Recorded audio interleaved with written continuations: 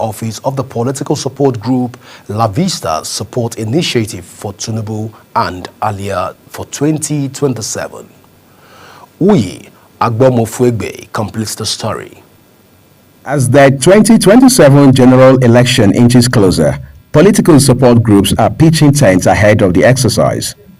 The inauguration of the Living Star Support Group for Tinubu and Alia 2027, according to Benue State Governor Hyacinth Alia, is an opportunity for them to showcase solidarity and capacity in ensuring the success of the APC ahead of the election. Represented by the Deputy Governor, Sam Ode, Alia said he is overwhelmed with the show of acceptance by the people for him to consolidate on his mandate of delivering quality leadership, calling on the group not to relent in building their membership and database. If you are a coordinator for presidential election or governorship election at this level, you are already a raw material that can be tapped. So your performance in your respective local governments will determine what will happen to you in 2027. Convener of the group, Livinus Tar, explained that the agenda is to garner support for President Bola Tinubu and Governor Hyacinth Alia across all the 23 local government areas of the state. The event also featured the inauguration of coordinators for the 23 local government areas of the state and launch of a magazine to showcase achievements. Uyi Agbomofuegbe, reporting for Global Television News. The First Lady, Senator Oluremi Tinubu, has thrown her weight behind the seat reservation bill for women in the parliament, urging the National Assembly to expeditiously pass the bill into law. The bill, sponsored by the Deputy Speaker of the House of Representatives, Benjamin Okezie-Kalu, is currently being before the House of Representatives for consideration and passage. Senator Tinubu, represented by Ajia Fatima Tajuddin Abbas, wife of the Speaker of the House of Representatives, Tajuddin Abbas, emphasized the importance of women's leadership in shaping the country's future. The House of Representatives has called on the federal government to urgently strengthen security in Zamfara State, particularly in communities grappling with persistent attacks by armed bandits. This resolution followed a motion sponsored by Hassan Shinkafi, the lawmaker representing Shinkafi Zumu Federal Constituency, during plenary. Shinkafi says the directorate security situation is in Shinkafi and Zumi local government areas, where escalating attacks have led to widespread killings, maiming and kidnappings. The Federal Executive Council has approved provisional licenses for 11 new private universities across the country.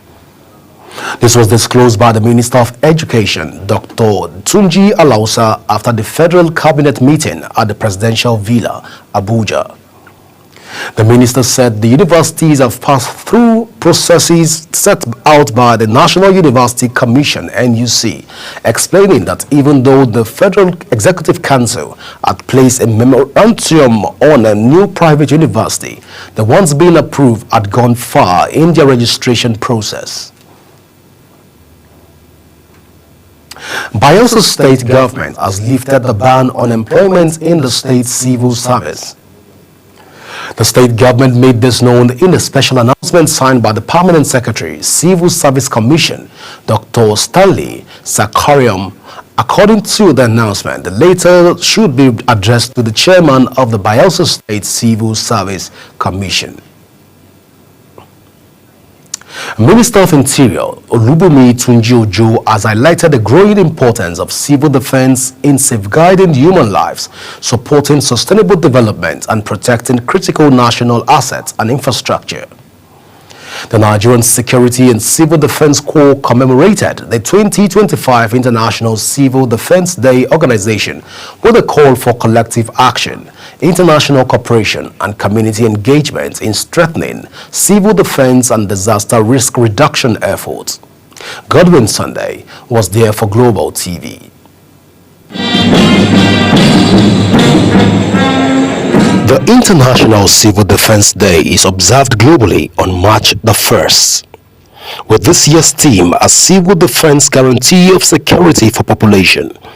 The highlight of the day saw civil defense teams conducted large-scale emergency drills showcasing their ability to respond to natural disasters, fires, and other crises. The Minister of Interior Olubunmi Tunji Ojo, who was represented by Secretary of the Civil Defense, Correctional, Fire and Immigration Board, Abdulmalik Jubri, emphasized the increasing frequency and severity of security threats worldwide and the need for collective action, international collaboration, cooperation and community engagement in promoting civil defense and disaster risk management and reduction. In the recent years, the world has witnessed an increase in the frequency and severity of security threats.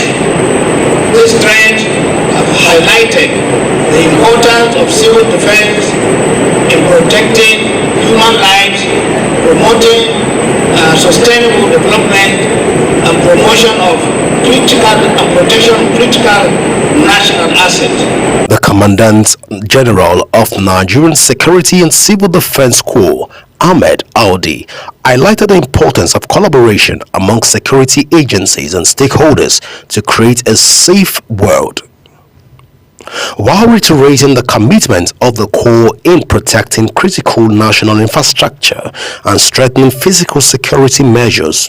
As civil defenders, we should be seen to be proactive rather than reactive.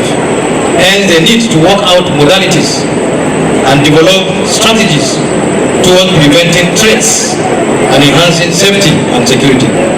This could be achieved by strengthening the existing security measures and engaging in risk awareness campaigns to educate the general public on measures and steps to adopt when faced or confronted by potential threats.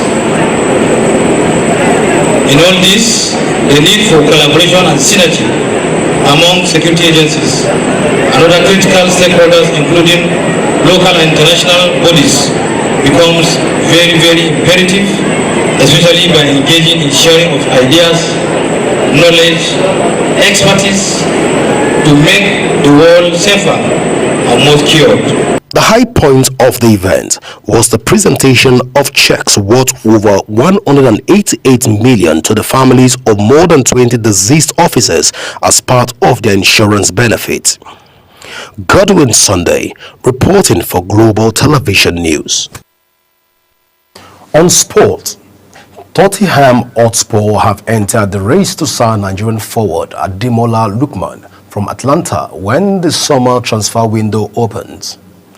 The North London club are set to battle Premier League rivals Liverpool and Chelsea for the signature of the 27-year-old CAF Player of the Year with an offer around 45 million euros plus performances based on bonuses expected to be tabled. Spurs, who have scouted the players extensively in recent months, viewed Lookman as an ideal acquisition to bolster their attacking options following a turbulent season. As Global TV News come to an end, let's take a look at the top stories. The House of Representatives have called on the federal government to urgently strengthen security in Zamfara State, particularly in communities grappling with persistent attacks by armed bandits. And also on the foreign scene, in his first public comments since Trump halted U.S. military aid to Ukraine overnight, President Volodymyr Zelensky called for a thrust in the sea and sky as a first step to securing an end to the 3-year-long war. In sports, coach Eric Chile would most likely unveil his eagerly awaited list of Super Eagles players to prosecute this month's FIFA 2026 World Cup doubleheader against Rwanda and Zimbabwe today. That's it on AM News. A quick reminder that Global TV is on DSTV channel 365, on Star Times channel 276, and free to air on Night Concert. Kindly follow us across all our social media platforms now showing on your screen using at Global TV NG. You can download the Global TV Nigerian mobile app for Android and iOS devices to keep track of our broadcast. I am Godwin Sunday. Thank you for watching.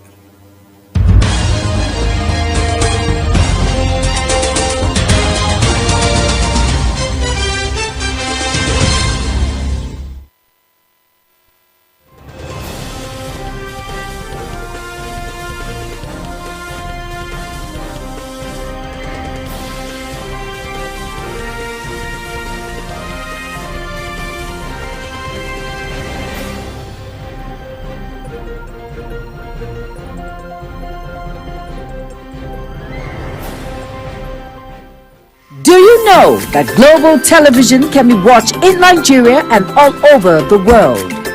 Download the Global TV Nigerian mobile app for Android and iOS devices to watch Global Television real-time from around the world.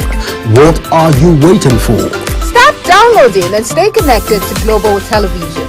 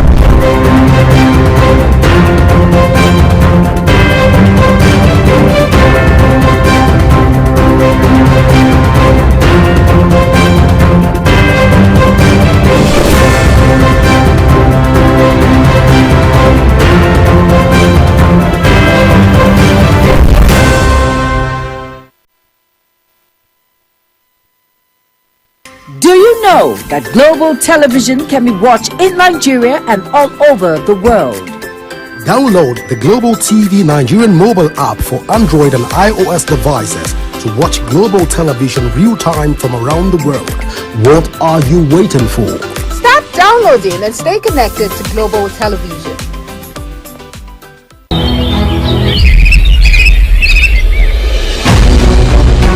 Global Morning is your top morning show here on Global Television. We bring you fresh news updates daily while delving into a variety of current affairs and topics. A Global Morning aims to deliver newspaper reviews and latest news with experts on key global issues. And at the same time keeping you well informed about important events, both national and internationals. Global Morning serves as a valuable source of information, helping viewers like you start your day well informed. Stay connected from Mondays to Sundays to a wide range of the latest news making rounds on Global Morning. We're on the road to protest. And the president meets all of our demands.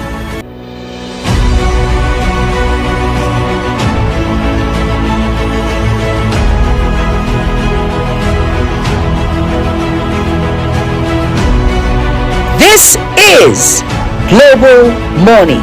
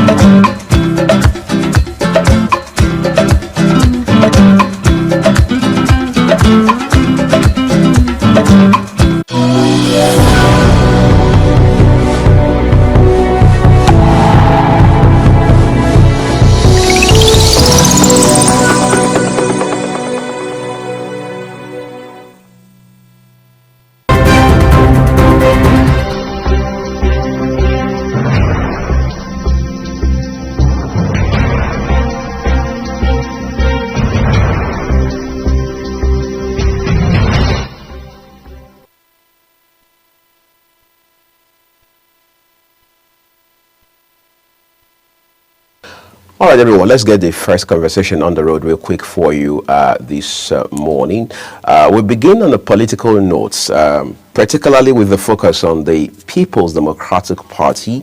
From the standpoint of what has now become an internal crisis of the party that has probably refused to go away just yet. Time and again, we've seen senior members of the party come to television, take to social media to talk about the states of affairs within the party. Many of them, as expected, have also expressed optimism that this conflict, or by whatever name now it's known, will be resolved as quickly as possible. And if all of these guarantees were anything to go by, it means by today, the internal wrangling within the People Democratic Party, a party that is seen by many as the leading opposition party since 2015, would have been a thing of the past by today. However, that hasn't been the case. This morning, we're joined by a chieftain of the party, live via Zoom, Coach Ononuju, who would help us shed light on some of these very thorny issues on the conversation this morning. Mr. Ononuju, would like to say a big thank you to you for joining us on Global Morning today.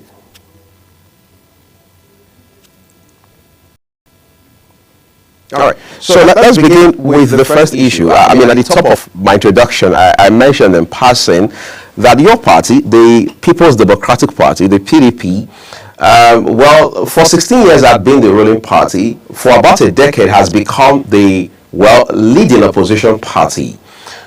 But how do you lead opposition in a country like Nigeria when you have not been able to put your own acts together? Well, the PDP does have its internal challenges that were self-inflicted. So I believe that these are normal things in every plural society where you wouldn't have one group or one person have his way and say, and that will be close of the case. No. What the PDP is going through is a normal challenge in a very human plural society. There's nothing wrong about that. The People's Democratic Party as of today is now a party that is torn basically between two individuals. On the one hand, they mention former Vice President Atiku Abubakar, the person who flew your flag in 2023 as your presidential candidate. On the other hand, they say the other gentleman, former River State Governor, now FCT Minister Nyesom Wike. Is it the case that the People's Democratic Party, your party, is now more like a struggle between two powerful individuals? No. The case is that the PDP has an illness. It has an Atiku Abubakar disease. And that's what it is. It's an issue of inclusion. It also stretches to what was revealed in Babangida's book. The inability of members of the Nigerian state building caucus from the north to allow the caucus south to gain inclusion in this business of nation building. Who formed MPDP in 2013 and used that to build a national coalition, achieved its aim in shifting power to the north when that coalition bettered the Buhari presidency. It behoves on common sense that after 8 years of the Buhari presidency, Atiku Abubakar and other northerners should not be fighting to seize the party's ticket and run on it. That is where the problem is. Mr. Nyesom Wike is only reacting to such non-inclusive behaviors by Mr. Atiku Abubakar. Mr. Atiku Abubakar is the problem of the PDP, and the PDP has to learn to include the aspirations of the Southerners if it does pray for peace. This is the problem. So it could be P2B, it could be Mr. Nyesom Wike, it could be any other person who complains. Of course, P2B complained alongside me and Doyin Okupe, and that's why we left. and started the youth movement. And that broke the party. And today the party has never been able to come together as one. So because it's not been able to come together, that's why it could not present a united voice. The party's problem is from the inability of the caucus of the party from the northern members to allow inclusion. The same thing that happened in Babangida's book. You ran an election, a southerner won, it was annulled, and the advantage handed over to Sani Abacha from the north. And that was what was about to repeat itself when President Tinubu warned members of his party, if you annul the election, 2023 election, out of a glitch, and then you don't like the southerner that you think was going to win, allow another southerner to be there if you don't want a repetition of the Nadeko crisis. And that was how Tinubu said they sold him the presidency. He said it. He bought it with his money. So that's where this problem is. The people from the north should learn to understand that the fraudulent interpretations of the advantages they gained through days of military rule would not be taken by the southerners to accept exclusion from the scheme of things in terms of governance of Nigeria in this our business that we call nation building. This is just purely what the problem is. So Atiku Abubakar, who became a Nigerian in 1961 after the plebiscite that brought in Northern Cameroon, should understand Nigeria has been very fair to him.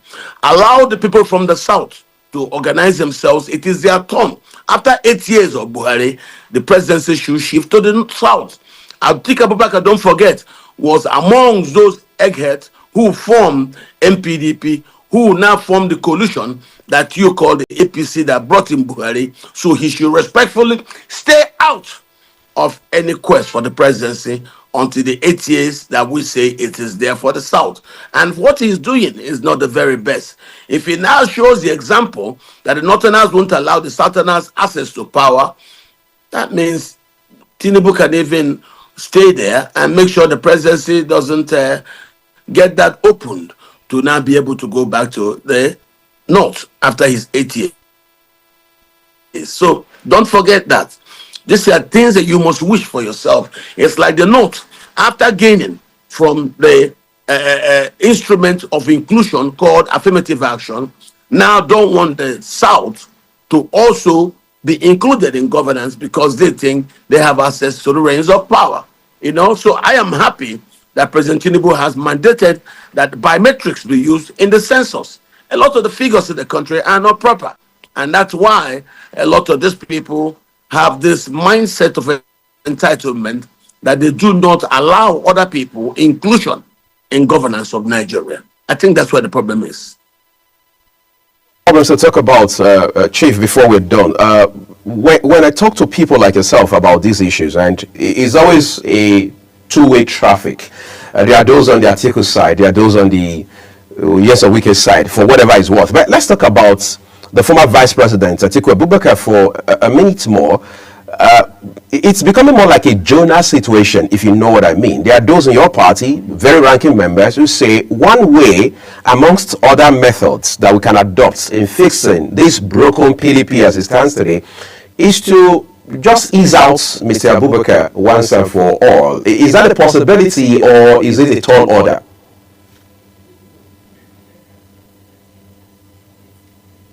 It is not impossible. Mr. Abubakar will be eased out when we have enough men of honesty and character whose voices will be raised to call him to order. What he is doing is unacceptable. It's also unsustainable in a plural society like Nigeria. Don't forget, our greatest strength as members of one country is our diversity. And that's why you see the attempt by people of one ethnic group who are that very small, but have had advantage through the days of the military after the Civil War to hold the country down, using religion as a strategy, but even banding very fake figures, because Nigeria till tomorrow remains a Christian majority country, and because the census figures are not correct, people like Abubakar don't respect other people and their right to feel included in Nigeria. You can see the character of a man. He has run for every single election since 1993. Why don't you allow, now that a Northerner has done 8 years, for the presidency to be in the South? No, he's still running about with Tambuwal and others who help him to establish that mindset of entitlement, to insist, to double down that the presidency should not go to the South after 8 years of Buhari, who's from the North. That simply tells you the problem with Nigeria. You know, it's not about Wike. I'm not a supporter of Wike. Wike is just reacting, using the same protocols which Atiku used to undermine the party. Atiku gave 100 million to the NWC, collected form at the time when the party had no money. The NWC started using that money. And then when people talked about zoning, NWC told us privately, zoning is not going to be possible because this man's 100 million.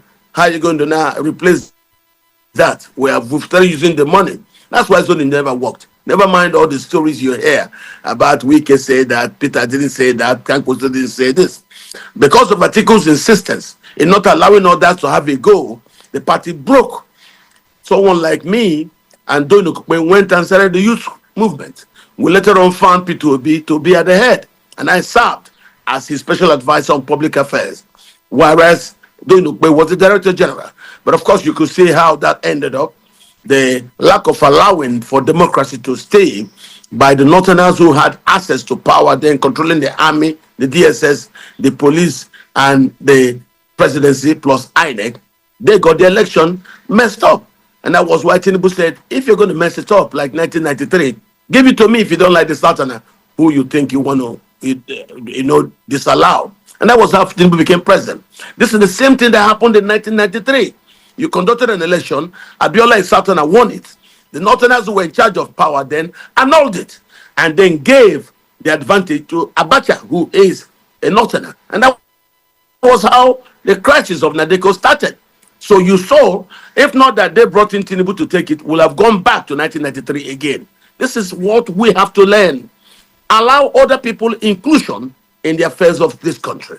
Don't forget, the wealth of this country comes mostly from the South. If it were the Northerners that were bringing this wealth, and Southerners are behaving the way Atiku and others like Tambuwal are behaving, the Northerners will send youth to the streets, and you have mayhem all over the place. Look at it. We got into a democracy. It was Northerners that got money from the USA to now start the fomenting of violence, which undermined the democracy at a time when the country was growing as the fastest growing economy in Africa and the third fastest in the world. Just to tell you why a section of people in the north, mostly the Fulanis, who don't have numbers to maintain the entitlement positions in a democracy due to lack of numbers, are actually the ones who start this crisis. Then after the crisis across the Sahel, it's gotten to Nigeria under Buhari, who actually promoted the insecurity across the country. It has not taken President Tinubu from the south to quell it and arrest the nationwide insecurity promoted by the Buhari administration when the administration bankrupted the country in terms of all aspects of stateship and all. Right now, we want an inclusive arrangement so that everybody in this country can come together and let us build a Nigerian of our dream. I am a very optimistic person in Nigeria, and that's why I tell you, look at under Buhari, even they were promoting covert operations like Biafra in the southeast. Since Buhari left power, have you noticed the unknown government sting operation, which I believe was a sting operation perpetrated by the state under the Buhari presidency? It has all stopped.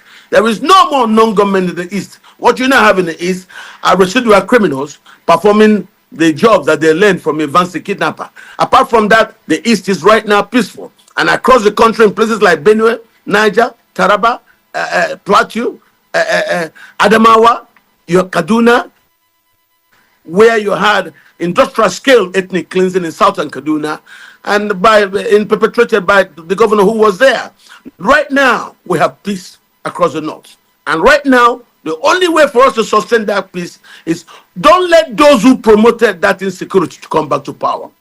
But they are still unashamedly doubling down and insisting that they must be allowed access to power when in 8 years of power, they didn't do anything to actually advance and progress the country to a better place.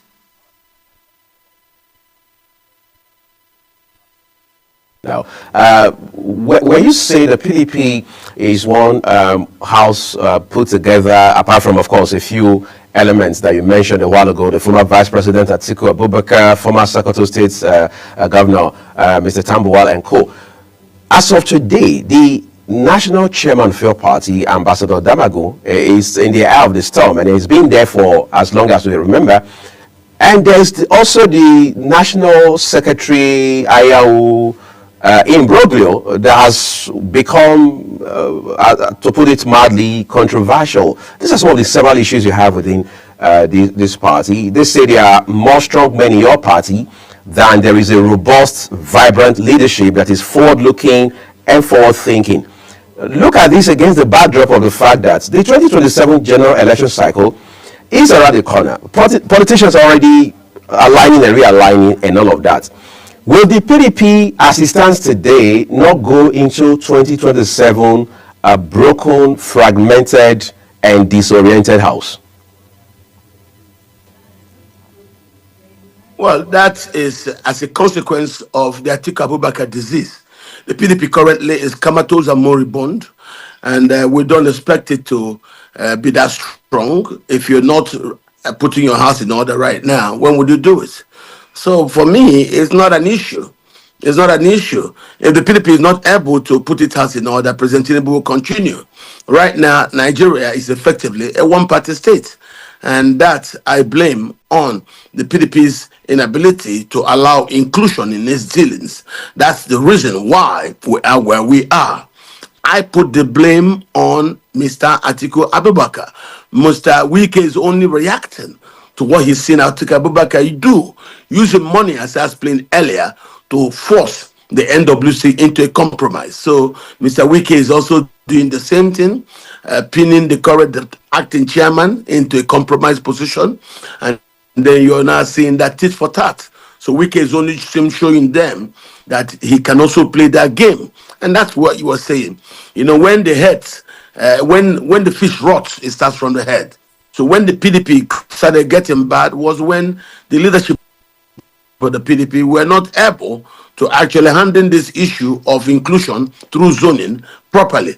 And that was why you saw the dismemberment of the party, and someone like me now went to work for the Labour Party's presidential candidate, which I know was anti-party.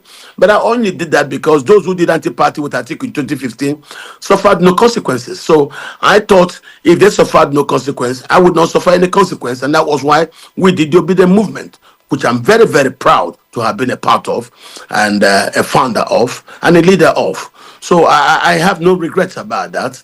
And so are the actions of Wike. Wike doesn't have regrets about what he's doing. He's actually very convinced that what he's doing will ensure that a Southerner becomes president in 2027. That's just the idea. That's the strategy. And that's why we've not left the PDP. We will stay in it, being a house that we collectively built. If those who want to dispossess of use of that house insist that we go away for them to take full control, our word is no. And how do we achieve that no? By staying put in the PDP to make sure that we get them to allow inclusion of Southerners in the presidency of the PDP.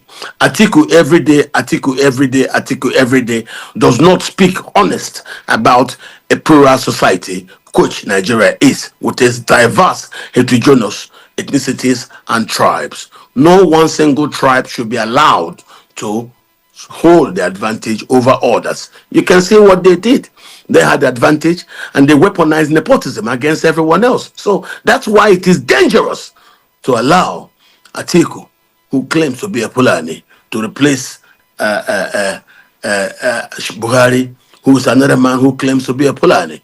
So if that's what it would take for us to stabilize the country, let it be so. Instead of us to allow another Fulani man to succeed Buhari, let Tinubu rule forever. That's my own mindset about this.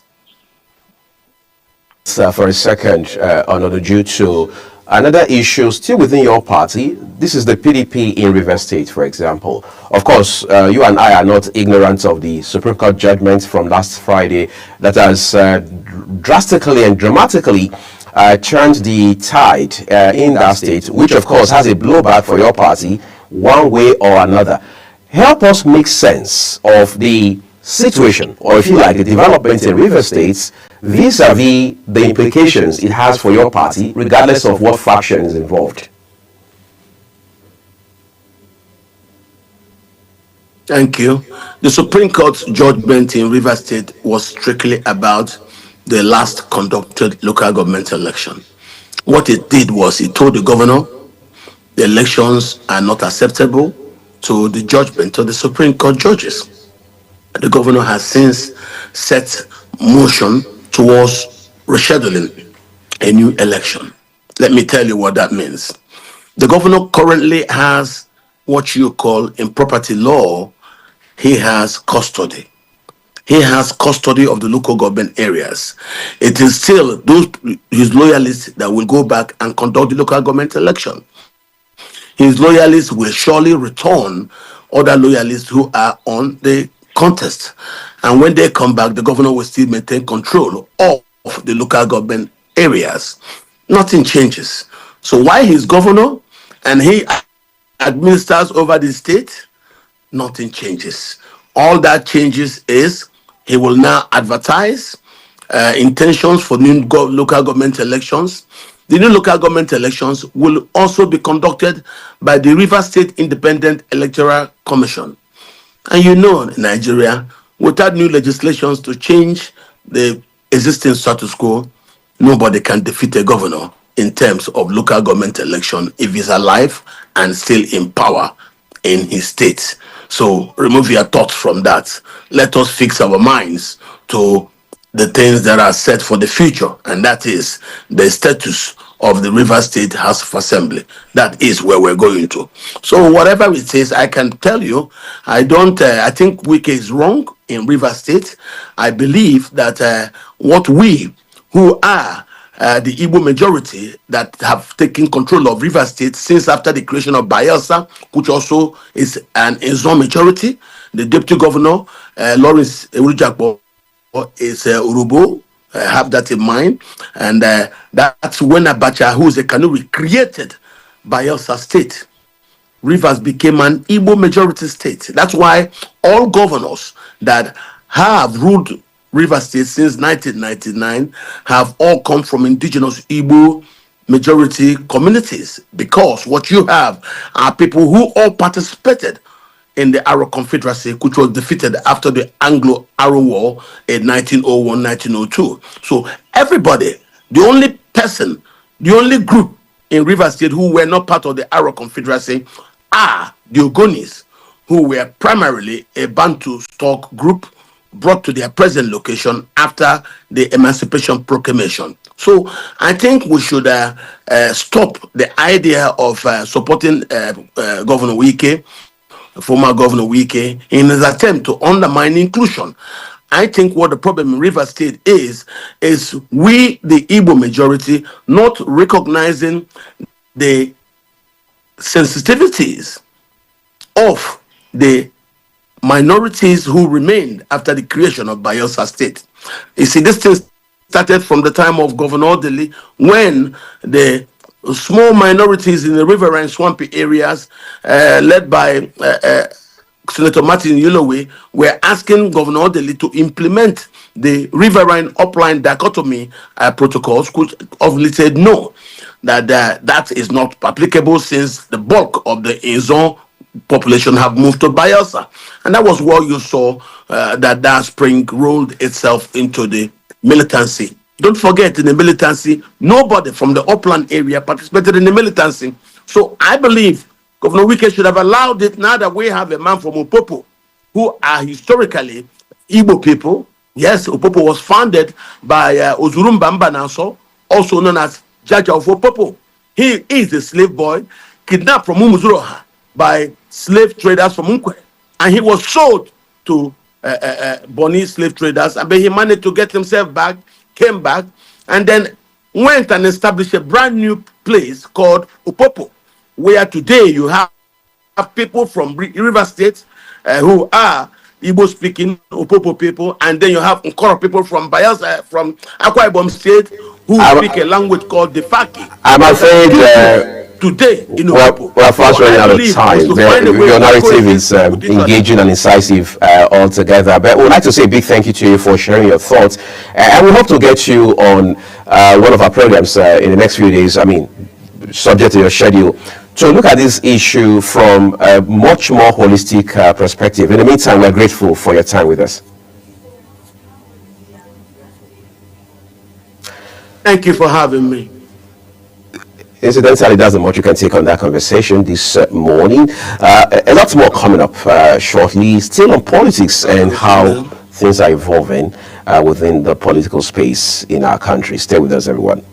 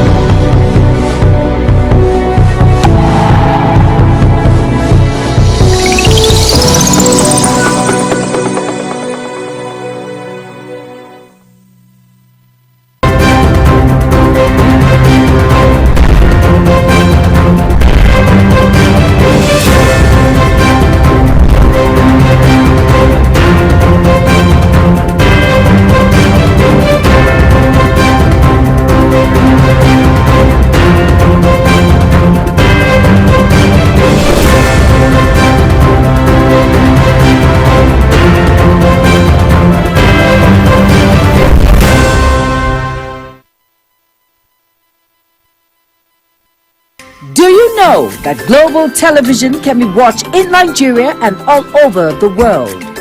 Download the Global TV Nigerian mobile app for Android and iOS devices to watch global television real-time from around the world. What are you waiting for? Start downloading and stay connected to global television.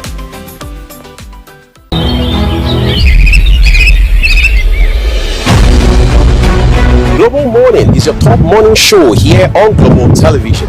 We bring you fresh news updates daily while delving into a variety of current affairs and topics. A Global Morning aims to deliver newspaper reviews and latest news with experts on key global issues.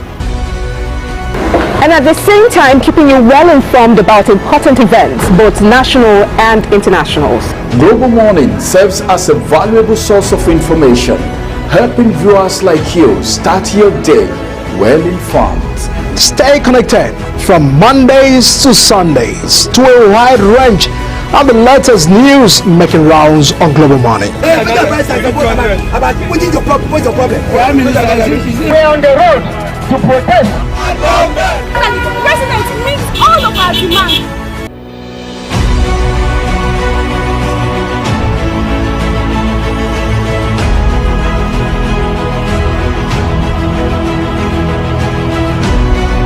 This is Global Morning.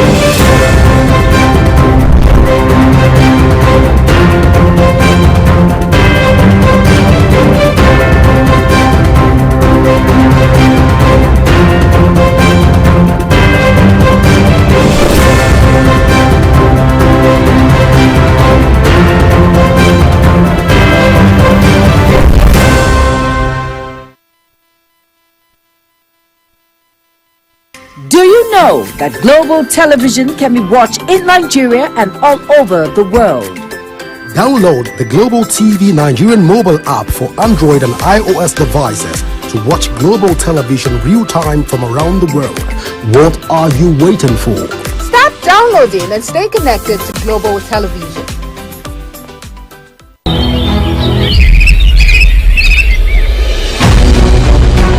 Global Morning is your top morning show here on Global Television.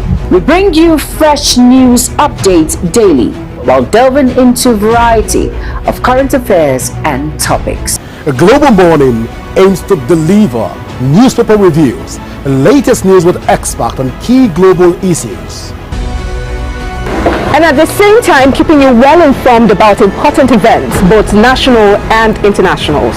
Global Morning serves as a valuable source of information, helping viewers like you start your day well informed. Stay connected from Mondays to Sundays to a wide range of the latest news making rounds on Global Morning. We're on the road to protest. The president meets all of our demands.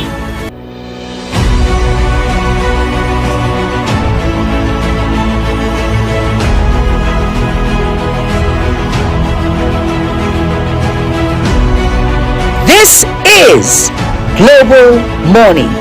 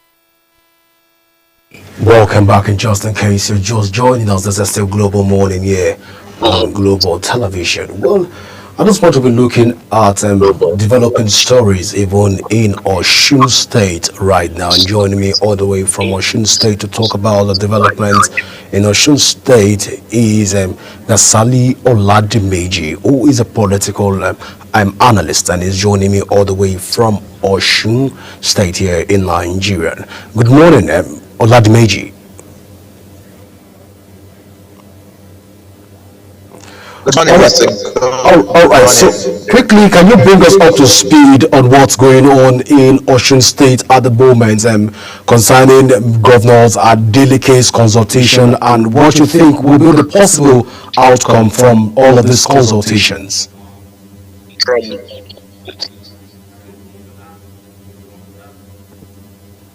Well, yesterday, there's news on the social media. I kept everybody busy. And from political hand, we say and that's the visit to Chief Bisi Akonde, one-time governor for the state.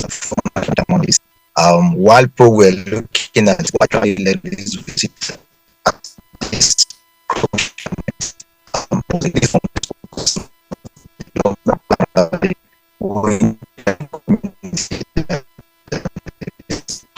leading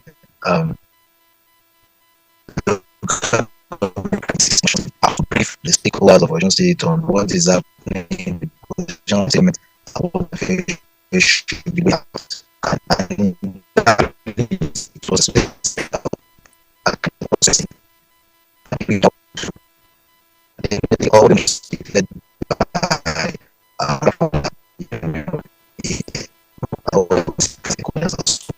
as far as concerned, that is a list of development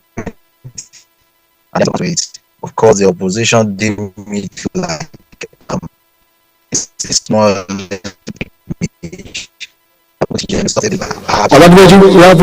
have a challenge trying to hear you right now. I think probably due to network challenge from your end, we're struggling to hear you right now. But if you can hear us right now at this point, we're trying to find out from you because we have a report here that Governor Ademola Adeleke of Osun State has launched a nationwide, a statewide briefing of stakeholders on the recent controversies over the local government and leadership in the state. Of course, we've seen that feud played out between the Osun State APC and that of the PDP. We saw it even led to loss of lives even in Osun State. So we're trying to find out from you at this point what your thoughts are in terms of this expanded conversation with starting from the former governor of Osun State, who is BC Akande,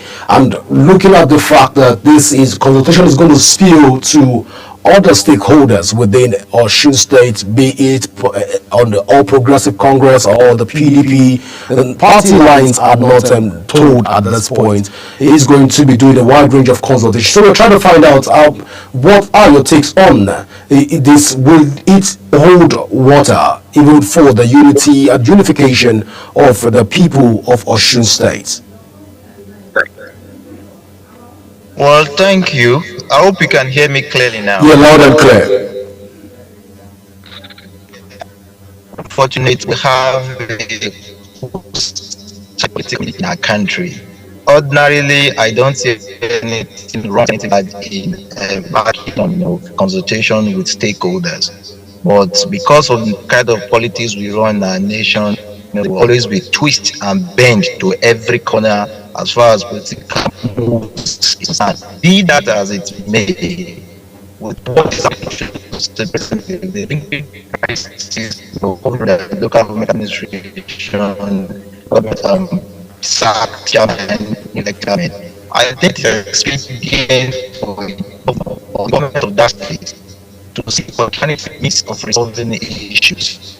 And I truly believe that a governor or leadership that believes in the progress of the people will want to tour the path of peace. And you cannot attain peace without consulting who and who matters in the society. And when you are looking at who and who matters, definitely you're going to reach out to people in your party, people outside your party, even the core opposition, the community leaders, and general stakeholders that you know are movers and shakers of the community. As far as I'm concerned, I think at the statewide political consultation, it's a good step at this moment. However, if this be the desired result, I cannot conveniently or comfortably say that for now. And that boils down to the fact that we have a very hostile political nation, political environment in our country.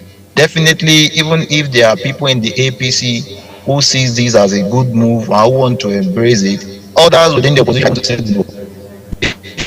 One person is looking for a bit of people, to butter his bread and do it with us and get what he wants. But if you look at it from the angle of peace, if you look at it from the angle of if there is legal breakdown, because presently the reason why this crisis is because both parties are laying claim to two different court judgments. To me, I deem it as legal for measure. Administration of the local government rests on the shoulder of state government, including the state house of assembly, who owns the responsibility of legislating. So if you look at that angle, I think it is definite on the part of the state government to reach out to people and say this is what we are passing through, and this is the way we concerned reach these things. That I think it's very, very well, Gasali Olabimeji, let's even talk about the fact that first there's been a consultation with a lot of political stakeholders in Osun State to a very large extent. But we've seen even that of the Aregbesola consultation with Aregbesola prior to this time has tend to be that Aregbesola is tilting towards becoming a member of the People's Democratic Party, and which we know that he has not come out to openly say that he wants to be a member of the People's Democratic Party, and now right now reaching out to Chief BC Akande on this particular discourse. We've not heard from the part of the All Progressive Congress, but what I'm asking, even in Osun State, what is the reception and the input of Chief Akande to be able to influence political conversation even in Osun State as it stands right now?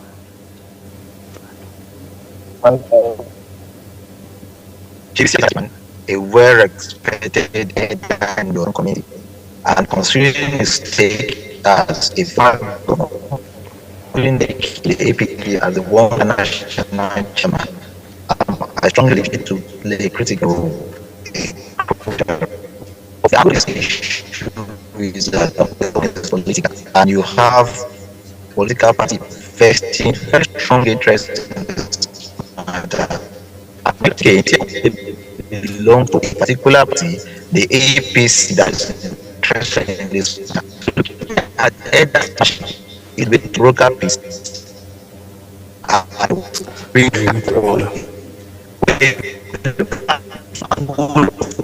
Well, I am not really sure.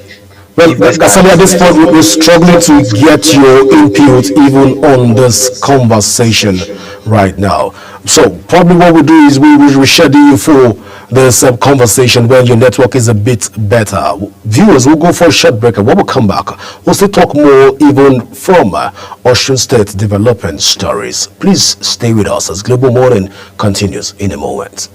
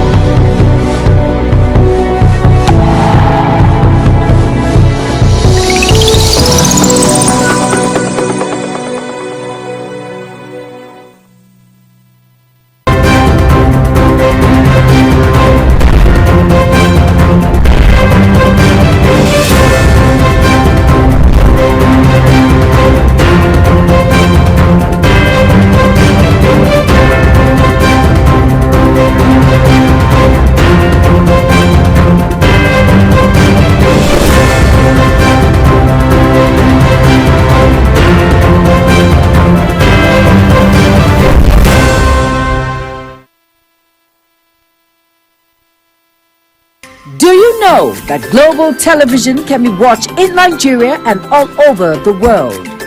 Download the Global TV Nigerian mobile app for Android and iOS devices to watch global television real-time from around the world. What are you waiting for? Start downloading and stay connected to global television.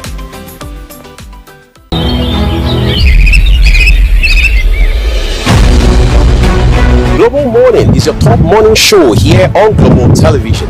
We bring you fresh news updates daily while delving into a variety of current affairs and topics. A Global Morning aims to deliver newspaper reviews and latest news with experts on key global issues. And at the same time, keeping you well informed about important events, both national and international. Global Morning serves as a valuable source of information, helping viewers like you start your day well informed. Stay connected from Mondays to Sundays to a wide range of the latest news making rounds on Global Morning. We're on the road to protest. The president meets all of our demands.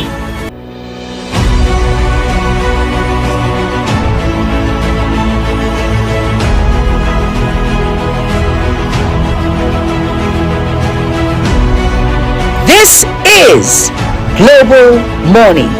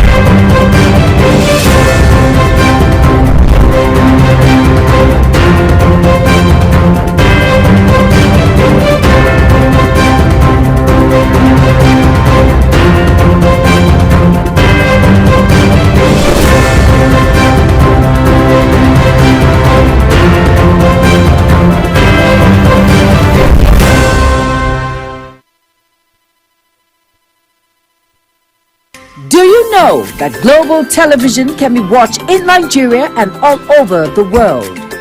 Download the Global TV Nigerian mobile app for Android and iOS devices to watch Global Television real-time from around the world. What are you waiting for? Start downloading and stay connected to Global Television.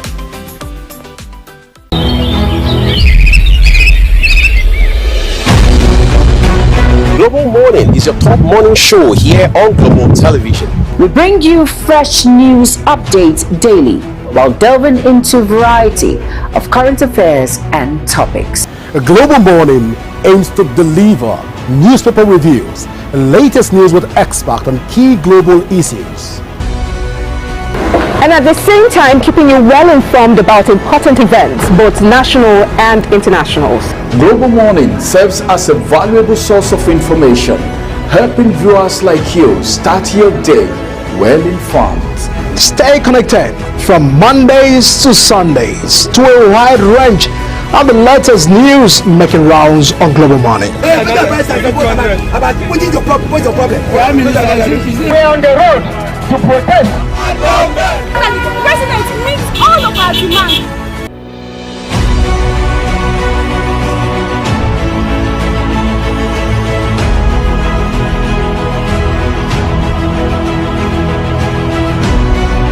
This is Global Morning.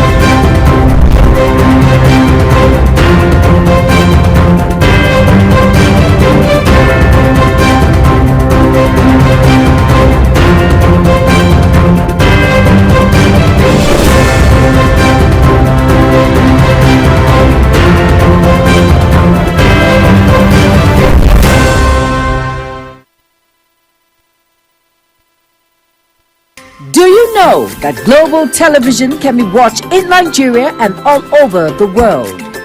Download the Global TV Nigerian mobile app for Android and iOS devices to watch Global Television real-time from around the world. What are you waiting for?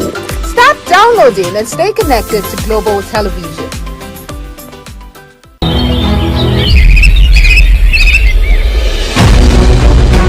Global Morning is your top morning show here on Global Television.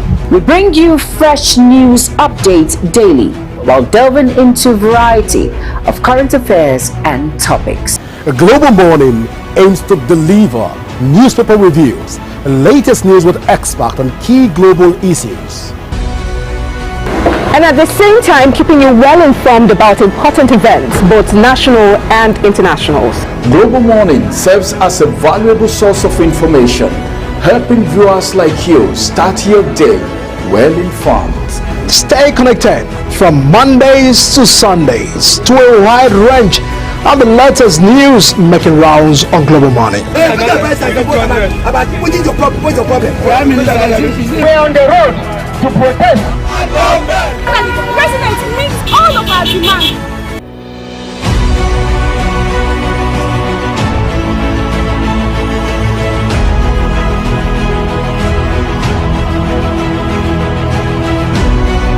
This is Global Morning.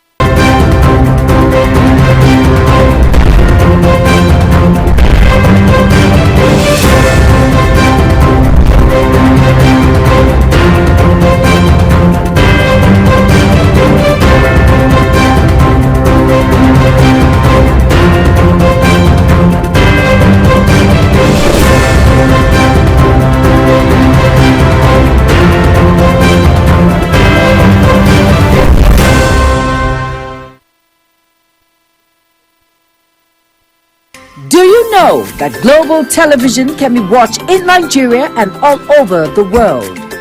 Download the Global TV Nigerian mobile app for Android and iOS devices to watch global television real-time from around the world. What are you waiting for? Start downloading and stay connected to Global Television.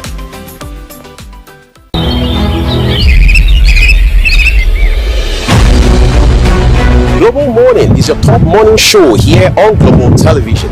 We bring you fresh news updates daily while delving into a variety of current affairs and topics. A Global Morning aims to deliver newspaper reviews and latest news with experts on key global issues.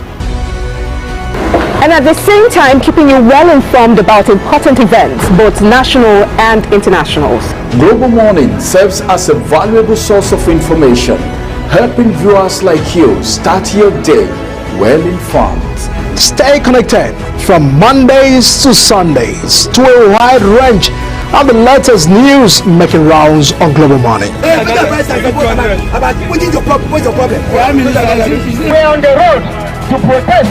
The president meets all of our demands.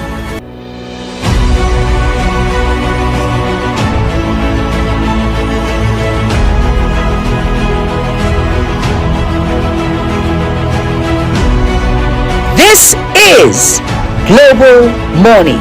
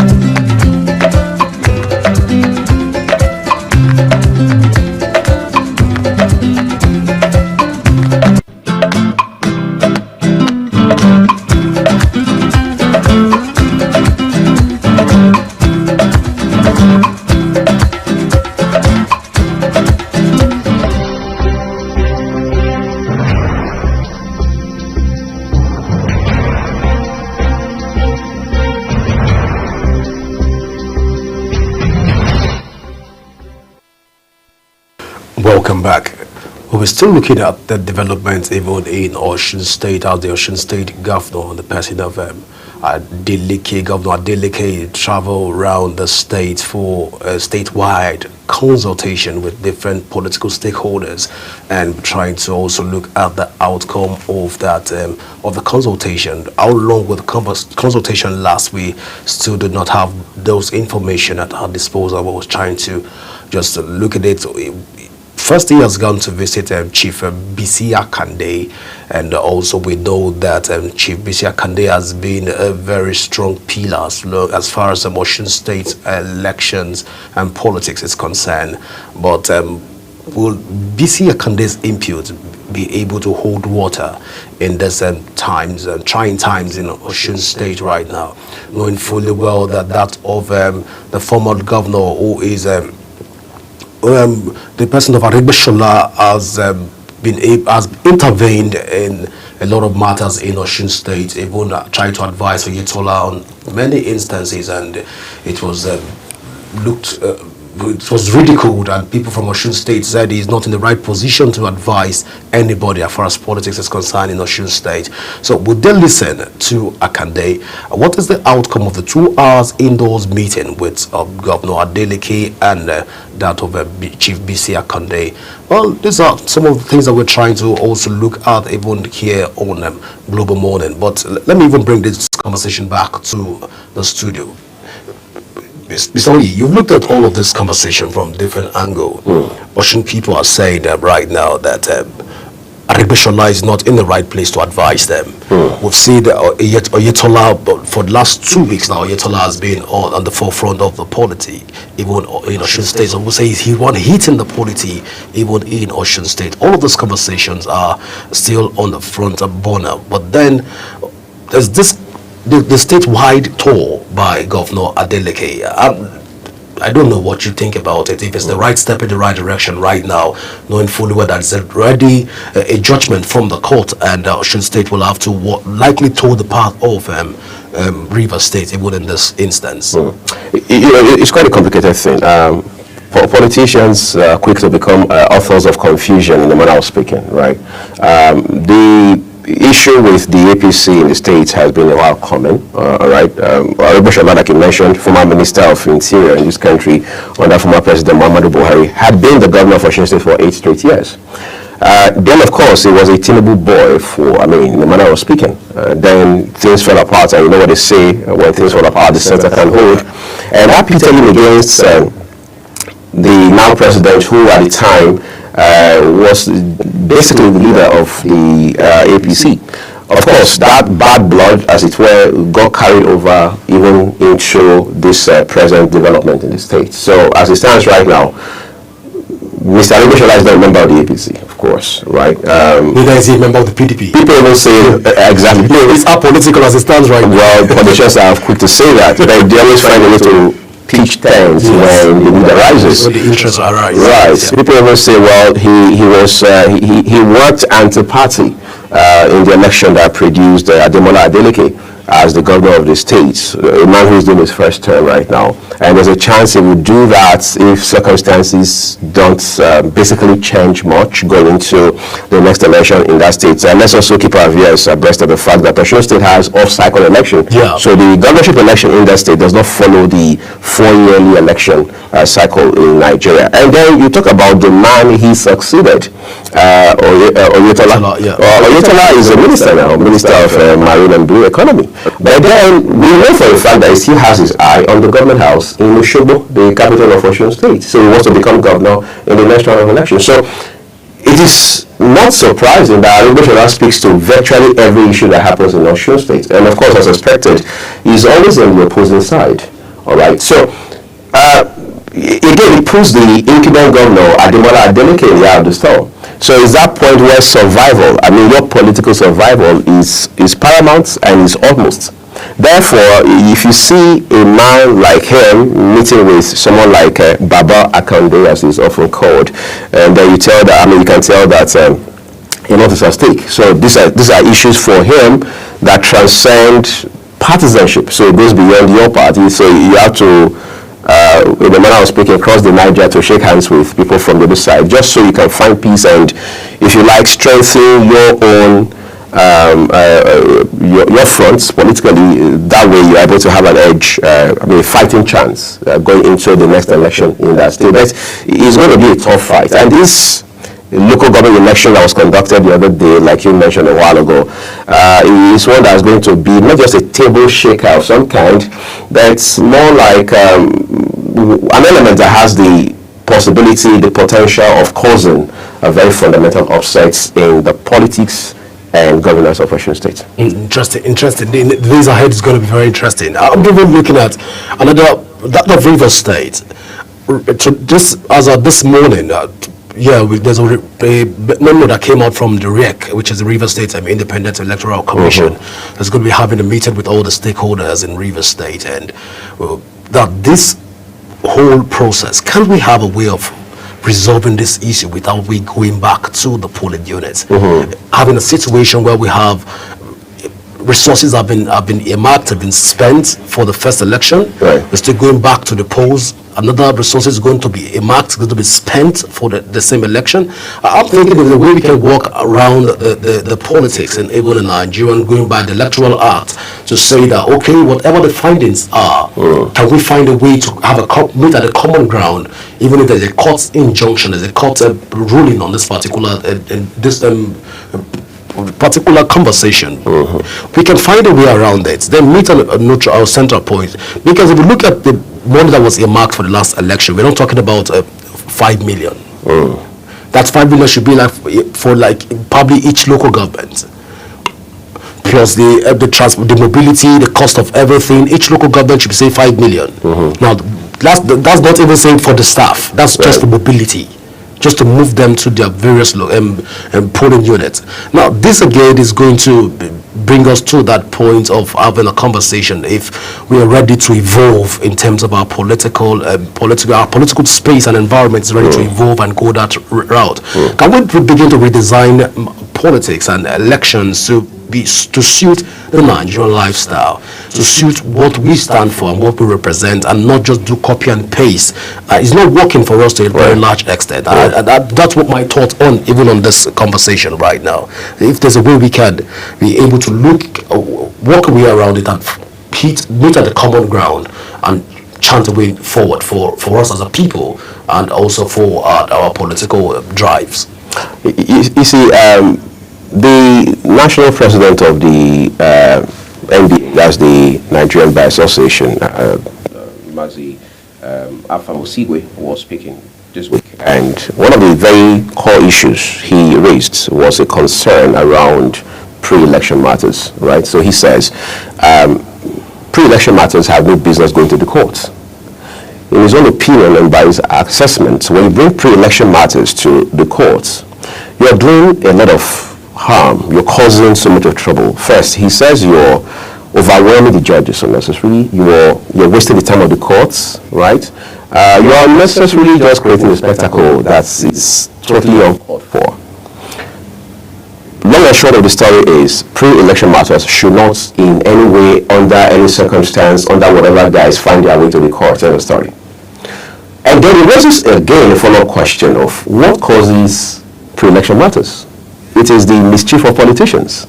It is politicians who refuse, who become recalcitrant, who become rebellious over their own constitution. Every political party, no matter the status in this country, has a constitution. So you're quick to hear PDP constitution, APC constitution, the Labour Party constitution. But in all, how many of them follow this constitution? So if you say, let's meet midway, let's meet at some central point or at whatever point we are going to meet. You see, charity begins at home, they say, and justice from the next door. So politicians must learn to get their acts together within their political parties, get their leadership structure right, be more vibrant and robust internally, and then they're able to now come to the open space to talk about politics, talk about elections, and every other issue. Sometimes when politicians criticize INEC, it comes from a place of hypocrisy, because these are the same political parties and their leaders who are not able to deal with their internal issues.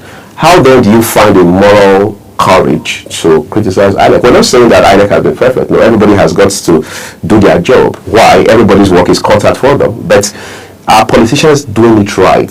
How do politicians conduct themselves before, during, and after election? These are very important issues we have to deal with. So until we get things right at that level, I'm afraid that we'll just be spinning the circle. Well, you've said it all. This is how far we can go even here on Global Morning. Do remember that you can join in the conversation on our various social media handles now showing on your screen. And should you want to do that, of course, you can just go straight to Global TV NG at Global TV NG to join in the conversation on our various social media handle. And also you can download the Global TV mobile app on Android and iOS devices. Of course, you can join the conversation on our website and all the platform on DSTV channel 365, on Star Times on channel 276. You can join the conversation on all this platform. And from all of us here in the studio this morning, on behalf of myself and my top boss, I I'm Godwin Sunday, and I leave the rest to my boss. Well, my name is Yag Mofwebe. As always, it's a delight to know that you spent part of your time with us today. We'll see you again.